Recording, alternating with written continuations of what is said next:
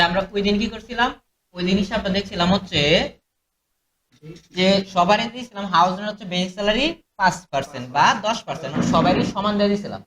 কিন্তু যদি আমাদের এরকম বলে যে কন্ডিশন দেয় যে যাদের বেতন 10,000, মানে 0 থেকে 10,000 ভিতরে, তাদের হবে হাউস রেন্ট হবে 5%, বেসিক স্যালারি 5%।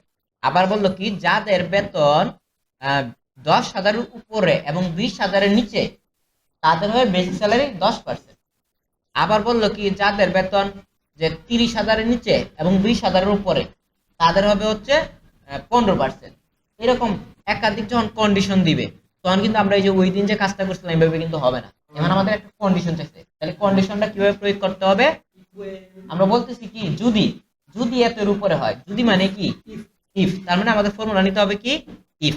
অর্থাৎ আমরা বললাম কি ইকুয়াল যদি, যদি আমার টার্গেট কোনটা, এই ঘরের সংখ্যা, এই ঘরের সংখ্যাটা লেস দেন অর ইকুয়াল, ছোট অথবা সমান কত এর, সমান দিতেছি না আমি, শুধুমাত্র ছোট হইলে নিব। তাহলে ছোট কত, 10,000। ওখানে 10,000 লিখছি, সে কত হইলে কাউন্ট করবো বলো তো? 9,999 হইলে আমি যে সূত্র দিচ্ছি এটার ভিতর প্রয়োগ করবো। যদি 10,000 হয়ে যায় তাহলে কিন্তু হবে না এনে। আর যদি আমি এনে শুধুমাত্র ইকুয়াল দিয়ে দিই তাহলে কি হইব, 10,000 হইলেও হবে। কথা ক্লিয়ার? হ্যাঁ, সমান। আচ্ছা, এখন বললাম কি যদি 10,000-এর নিচে হয় তাহলে হইবটা কি, কি হবে? হবে হচ্ছে এই ঘরের সাথে গুণ হইব কত পার্সেন্ট, 5%। বুঝতে পারছো একটু? হ্যাঁ, আমি বললাম কি যদি এই ঘরের সংখ্যাটা 10,000-এর নিচে হয় তাহলে আবার এই ঘরের সাথে গুণ হইব কত পার্সেন্ট, 5%। আচ্ছা, একটা গেল। 10,000-এর নিচে আছে, 10,000-এর উপরে না, তাহলে আমি যে কন্ডিশন সেটার সাথে মিলবো, নিচের দিয়ে আছে, আমি এটার কথা বলতেছি। তাহলে এটার সাথে যায় না, তাহলে আমি আবার ইফ নিব। এটা মিলছে না, আরেকটা নিলাম ইফ। আবার বললাম ইফ, আবার এই ঘরের সংখ্যা, যদি এই ঘরের সংখ্যা লেস দেন অর ইকুয়াল 20,000 হয় তাহলে হবে ওটা কি, আবার হইব কি এই ঘরের সাথে গুণ হইব কত পার্সেন্ট, 15, 10%, 5% ছিলাম, 10% দিয়ে দিলাম। ঠিক আছে, কমা, তারপর আবার এই সূত্র মিলানে আবার ইফ যদি, মানে এক বাই একবার এভাবে ইফ কতবার দিতে পারবো, বলতে পারবো 256 বার, 256টা কন্ডিশন দেওয়া যাবে যদি লাগে আর কি। এত কন্ডিশন দেওয়া লাগে না, যদি লাগে তোমরা হাইয়েস্ট 256টা পর্যন্ত নিতে পারবা। আবার বললাম কি ইফ যদি এই ঘরের সংখ্যা লেস দেন অর ইকুয়াল,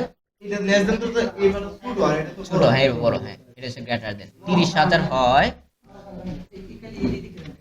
তাহলে কি হইব, আবার এই ঘরের সাথে গুণ হইব কত, 10% দিছিলাম, তাহলে 15% দিয়ে দিলাম। আচ্ছা, আরো দিব কন্ডিশন, 40 দিই, তাহলে আবার কি নিতে হইব, কি নিতে হবে, লেস দেন আগে ইফ নিতে হবে না, যদি এই ঘরের সংখ্যা পরে হইছে লেস দেন অর ইকুয়াল কত, কত হয়, 40,000 যদি হয়, কমা এই ঘরের সাথে গুণ হইব 20%। আচ্ছা, এখন মনে করো যে আমি শেষ করলাম, এখন আমি আর দিতে চাইছি না কন্ডিশন, তাহলে আরেকটা কন্ডিশনে কোথায় দিতে হবে, below if false, below if false. যদি বেলো মিথ্যা হয়, আমি যেইগুলা দিছি প্রথমে সেইটা দেখবো এটা মিলে কিনা, তারপরে ইফ দেখবো ইফ মিলে কিনা, এটাও দেখবো এটা মিলে কিনা। যখন কোনটাই মিলবে না তখন সে কি করবে, ডাইরেক্ট এই ঘরের সাথে গুণ করে দিবে কত পার্সেন্ট, 25%। বুঝতে পারছো? তারপর হিসাব শেষ, তারপরে যতটা ইফ দিছে অতটা কি করব, ব্র্যাকেট ক্লোজ দিব, শেষ। এখন এখানে আমরা তো আগে যখন লিখতাম তখন কিন্তু গড়ের নাম আসতো, যে ধরো এফ এর 8, হ্যাঁ, এখন F8 না, এখানে বেসিক স্যালারি কেন আসছে, হ্যাঁ বেসিক স্যালারি কেন আসলো, কারণ হচ্ছে কি এটা ফরম্যাট এজ এ টেবিল করা। এটা কিভাবে দেওয়া, ফরম্যাট এজ এ টেবিল, এই জন্য এরকম। যদি ফরম্যাট এজ টেবিল না থাকতো তাইলে আবার এফ এর এইট আসতো, F8 আসতো। কিন্তু আমরা যদি এখানে এটা কাইটে F8 বয়াই দেই তাইলেও কাজ করবে, করবে না যে এরকম না, F8 বসাই দিলাম তাইলেও এই ঘুরে গিয়ে একই কাজ করবে। ঠিক আছে, তারপর কি করবো, এন্টার দিব। এখন একটা ক্লিক দিতে বাকিগুলা কেন এসে পড়ছে, কারণটা কি, কারণটা হচ্ছে এটা ফরম্যাট এজ টেবিল করা, আর ফরম্যাট এজ টেবিলে একটা বের করলে বাকিগুলো এমনিতেই বের হয়ে যায়। তাইলে তো আমরা তখন একটা বের করছি, আর নাহলে কি করতে নরমালি এবার ড্রাগ করতে হতো, তাইলে বাকিগুলো আসতো, কিন্তু এখানে কিন্তু ড্রাগ করা লাগে নাই, এমনিতেই চলে আসছে।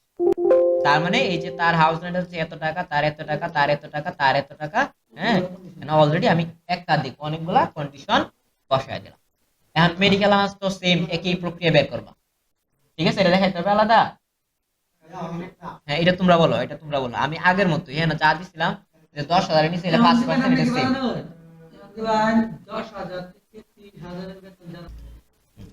তাহলে আমরা ট্রান্সপোর্টটা কি করবো এখন, ট্রান্সপোর্টটা আমি বললাম কি, যে যাদের বেতন 10,000 এর নিচে তাদের প্রতিদিন ভাড়া হবে 70 টাকা, যাদের বেতন 20,000 এর নিচে, 10,000 উপরে এবং 20,000 এর নিচে তাদের হচ্ছে 90 টাকা। এখানেও এরকম কন্ডিশন। আবার যাদের বেতন হবে এই 40,000 এর নিচে, হ্যাঁ টাকা, এখন টাকা দিয়ে দিব, যাদের 40,000 এর নিচে তাদের হবে হচ্ছে যে 110 টাকা। ঠিক আছে, তাইলে এখন আবার আমি যে টাকা উল্লেখ করতেছি সেই সাথে আরেকটা জিনিস নিতে হইব, কি নিতে হইব, যতদিন আইছে তত দিনের বেতন কিন্তু, হ্যাঁ তার মানে এর সাথে গুণ দিতে হইব। তাইলে দাও আমরা আবার কি করলাম, ইকুয়াল, ইকুয়াল যদি, যদি এই ঘরের সংখ্যা লেস দেন অর ইকুয়াল 10,000 হয়, তাইলে হইব কি, না এই ঘর না, হ্যাঁ তাইলে এই যে অ্যাটেন্ড তো যতদিন আছে অ্যাটেন্ডেন্স ইনটু কত টাকা বলছিলাম, 70 টাকা, শেষ, শেষ, একটা শেষ। মানে আমি বলছি কি, যদি এই ঘরের সংখ্যাটা 10,000 এর নিচে হয় তাহলে যতদিন আইছে ততদিনের সাথে কত গুণ দিব, 70। আচ্ছা ভালো, হ্যাঁ আরেকটা দিয়ে দেন 190 বা একটা কিছু দিয়ে দেন। তাইলে আবার বললাম কি, যদি, যদি এই ঘরের সংখ্যা লেস দেন অর ইকুয়াল 20,000 হয়, তাইলে কি হইব,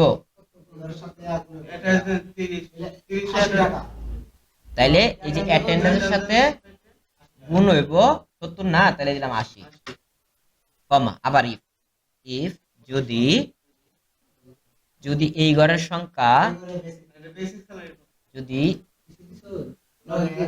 হ্যাঁ লেস দেন অর ইকুয়াল 30,000 হয়, তাহলে কি হইব, অ্যাটেন্ডেন্সের সাথে গুণ হইব কত, 100 টাকা, শেষ।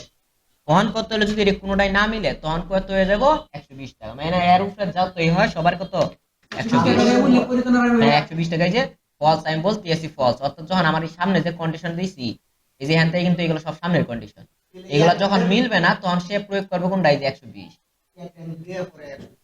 না না, ও হ্যাঁ অ্যাটেন্ডেন্স, ঠিক আছে বুঝতে, তাহলে অ্যাটেন্ডেন্সের সাথে গুণ হইব পরে,